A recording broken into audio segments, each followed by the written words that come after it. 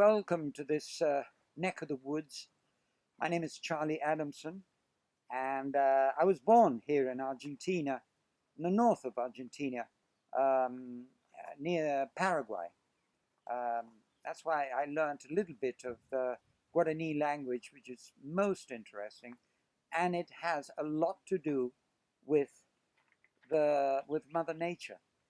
The names of birds and trees and plants and flowers, and they all have a Guarani name as well. That means a lot.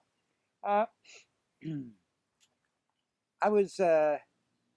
I came from Formosa very young. I was about between 4 and 5 years old, and we came here to Colón Entre Rios, where I was brought up as a child, and I did my primary school here. And my father, he was Scottish, and he always spoke English to me, so I learned it together with the Spanish, which is really great.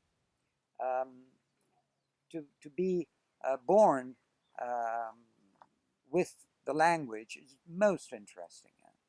Anyway, I was brought up here. My father, being Scottish, he was much in love with Mother Nature, and he had an old boat, wooden boat, that was not very nice, but it was quite big, and the whole family would go on board, and go for 3 or 4 days camping and having a great time. And he always tried to transmit to me the wisdom of Mother Nature. I was young, and I wanted to swim and to fish and to row and whatever. But one of those seeds must have fallen in fertile land for me. And then at the age of 13, I went to do my secondary school at St. George's in Quilmes. A proper British boarding school, where all the sons of empire builders used to send their kids. And anyway, having done my secondary school, I worked, and I learned photography in Buenos Aires.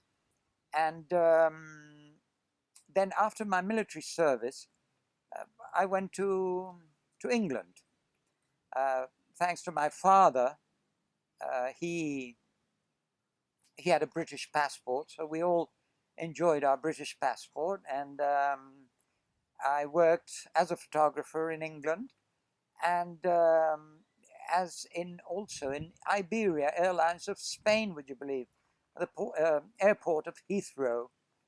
It was a very, very good, very nice experience, really. But they were not good times. 1971, 72, 3, 4. There was a petrol crisis and all that.